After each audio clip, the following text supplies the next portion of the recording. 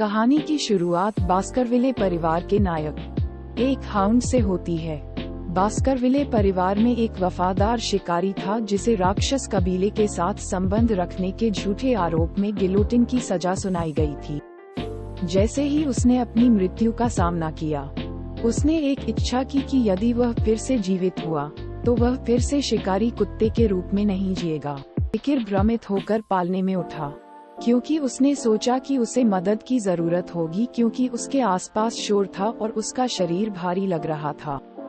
ऐसा लग रहा था जैसे वह इस समय नर्सरी में है, क्योंकि वहाँ बहुत सारे बच्चे रो रहे थे।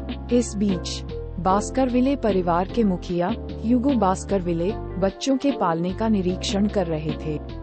वह कमरे में चारों ओर घूमता रहा और बच्चों को रोते हुए देखा, और उसने उन्हें महत्वहीन कहकर खारिज कर दिया और यहाँ तक कि उन्हें कचरा भी कहा।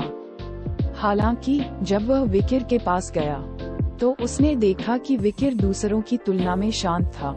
ह्यूगो ने विकिर को तलवारों के क्षेत्र में ले जाने का आदेश दिया और उसके परिचारक ने बिना किसी सवाल के उसका पालन किया। जैसे ही विकिर पालने में लेटा, उसने ह्यूगो की ओर शुद्ध घृणा से देखा। विकिर जानता था कि उसके झूठे आरोपों और उसके बाद फांसी के पीछे ह्यूगो मुख्य अपराधी था। विकिर को एहसास हुआ कि जब वह बच्चा था तो उसने अपना पिछला जीवन बास्करविले परिवार के लिए एक शिकारी कुत्ते के रूप में बिताया था। उनका जन्म एक अवैध परिवार में हुआ था और उन्होंने गरीब माहौल में प्रशिक्षण प्राप्त किया था। उसका पालन पोषण एक वफादार शिकारी कुत्ते के रूप में किया।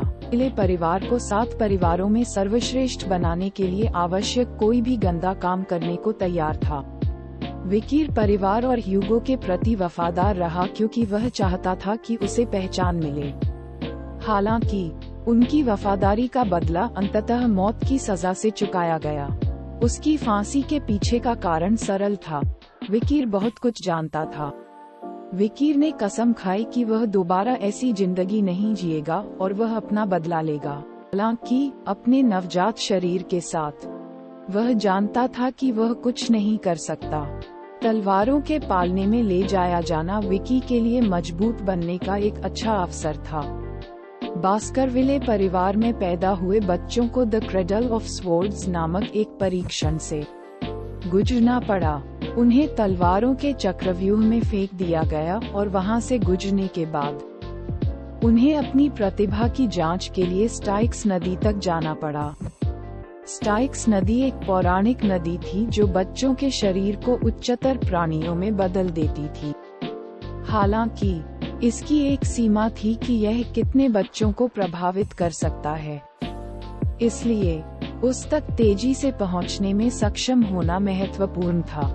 स्टाइक्स नदी तक पहुंचने का एकमात्र रास्ता ब्लेड की हेलिक्स आकार की दीवार से सीधे बाहर निकलना था, जो कि कोई आसान उपलब्धि नहीं थी क्योंकि विकिर क्रेडल ऑफ स्वॉर्ड्स भूलभुलैया के माध्यम से रेंगते थे। विकिर अपने पिछले जीवन के बारे में सोचने से खुद को नहीं रोक सका और वह अचानक स्टाइक्स नदी में गिर गया। पानी उनके घावों के माध्यम से उनके शरीर और हड्डियों में गहराई तक चला गया, जिससे उन्हें तीव्र दर्द हुआ। लेकिन वह जानता था कि जब तक वह सह सकता है उसे इसे सहना होगा। वह इस अवसर को अपने हाथ से जाने नहीं दे सकता था। भूलभुलैया के बाहर विकिर के सेवक उसे बाहर आने के लिए चिल्ला रहे थे। ह्यूगो ने अपनी आंखों में उम्मीद के साथ देखा। बास्करविले परिवार के मुखिया बटलर जॉन बेरिमो ने पूछा कि विकिर को नदी में उतरे हुए कितना समय बीत चुका है। बेरिमो ने जवाब दिया कि लगभग 7 मिनट बीत चुके हैं। ह्यूगो ने हंसते हुए कहा कि विक्टर मर सकता है। परिचारकों ने चिंता से उसकी ओर देखा और ह्यूगो से विकिर को बचाने का अनुरोध किया।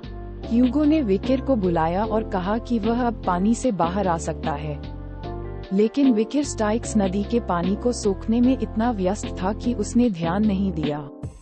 उसने मन ही मन सोचा कि वह इस अवसर को इतनी आसानी से नहीं छोड़ सकता। उसे उतना ही आत्मसात करने की जरूरत थी।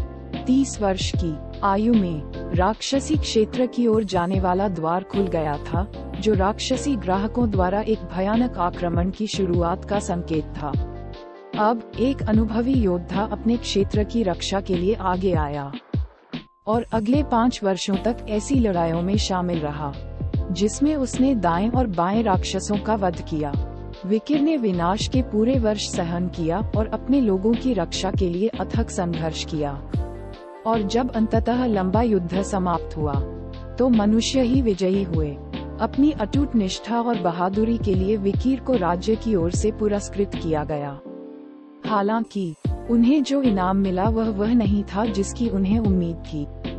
उनके प्रयासों की प्रशंसा और जश्न मनाने के बजाय उन्हें निराधार आरोपों और झूठे आरोपों का सामना करना पड़ा। इन दावों के कारण विकिर को अंततः गिलोटिन के ब्लेड से मार डाला गया। वह अपने बिस्तर पर बैठ गया, यह महसूस करते हुए कि वह नर्सरी में था। उसने चारों ओर देखा और उसे एहसास हुआ कि उसने स्टाइक्स नदी को सफलतापूर्वक अवशोषित कर लिया है। यह एक बड़ी उपलब्धि थी और वह जानता था कि अब उसके जीवन में पहले की तुलना में बेहतर शुरुआत है। अचानक उसने दरवाजा खुलने की आवाज सुनी और एक महिला कमरे में दाखिल हुई। नौकरानी आश्चर्यचकित लग रही थी और मन ही मन बड़बड़ाते हुए बोली, मैडम ने यहाँ युवा मास्टर विकिर के बिस्तर पर इस तरह की चीज रखने के लिए क्यों कहा? नौकरानी द्वारा मैडम का जिक्र सुनकर विकिर आश्चर्यचकित रह गया, क्योंकि उसने कभी उम्मीद नहीं की थी कि बास्करविले परिवार में कोई उसे उपहार देगा। फिलहाल नौकरानी विकिर के बिस्तर में एक बक्सा रखकर चली गई। जैसे ही विकिर ने बक्सा खोलकर देखा तो उसमें से 2 खूनी मांबा बाहर निकलते देख वह चौंक गया। उसे आश्चर्य हुआ कि क्या मैडम ने उन्हें उसकी हत्या करने के लिए भेजा था। क्या आप जानते हैं कि बास्करविले परिवार में कुछ ही लोग थे? मेंबर्स के रूप में किसे संदर्भित किया जाएगा? और वह जो भी थी वह शायद प्रतिस्पर्धा कम करने की कोशिश कर रही थी। जैसे ही मांबा ने विकिर पर फुसफुसाया, उसे एहसास हुआ कि वे नर्सरी के सभी बच्चों को मार सकते हैं। हालांकि विकिर ने नफरत से भरे अपने नंगे हाथों से दोनों मांबा को पकड़ लिया। उसने सोचा कि वह अपने दोनों हाथों से पूरे बास्करविले परिवार को नीचे गिरा देगा। अगले दिन बास्करविले के लोग मृत वाइपर के बगल में बच्चे को शांति से सोते हुए देखकर हैरान रह गए। उस रात शिफ्ट में आए सभी नौकरों को यातना के बाद मार डाला गया, लेकिन इसका कारण स्पष्ट नहीं है, जो तलवारबाजी का उच्चतम स्तर है। ये सुनकर कि बास्करविल्स में सबसे ताकतवर सर ह्यूगो एक तलवार विशेषज्ञ थे, उपस्थित सभी छात्र आश्चर्य और विस्मय से चिल्ला उठे। हालांकि विकिर सोच में खो गया था और उसे आयु समारोह के आने से पहले अपनी शक्ति को पुनः प्राप्त करने की आवश्यकता महसूस हुई। शिक्षक ने विकस की विचलित अवस्था को देखा और उसके बारे में बहुत सोचा, ये जानते हुए कि विकिर ने 7 मिनट तक स्टाइक्स नदी में गोता लगाकर एक क्रोधी शरीर अर्जित किया था। शिक्षक का मानना था कि विकिर अन्य छात्रों की तुलना में बहुत अधिक प्रतिभाशाली है और उसकी प्रगति के बारे उसने ध्यान नहीं दिया कि 3 भाई उसे बुरी नजर से देख रहे हैं। कक्षा समाप्त होने के बाद ट्रिपल भाई ने उसे धक्का दिया और उसका मजाक उड़ाना शुरू कर दिया। उसे कचरा प्रशंसक कहा और स्टाइक्स नदी में गोता लगाने और 2 वाइपरों की गला घोंटकर हत्या करने की अफवाहों के बारे में बात की। विकिर को याद है कि जब वह बच्चा था तो उसे 3 बच्चों ने चाकू मार दिया था, जिन्हें वह पहचानता था। घटना के बाद उन्हें ह्यूगो द बास्करविले के नाम से जाना जाने लगा। 9 साल की उम्र में तीनों ने विकिर को ताने देना जारी रखा और उस पर झूठ बोलने का आरोप लगाया, जिससे उसे लगा कि वे वास्तव में बहुत कष्ट देने वाले हैं। अब जैसे ही विकिर उन तीनों के सामने खड़ा हुआ, उनमें से एक ने चाकू लहराया और उस पर सुनी हुई अफवाह का ताना मारा। आगे क्या हुआ, आप लोग क्या सोचते हैं? अगर आप जानना चाहते हैं तो हमारे चैनल को लाइक करें और सब्सक्राइब करना न भूलें। आज के लिए बस इतना ही। वीडियो देखने के लिए धन्यवाद।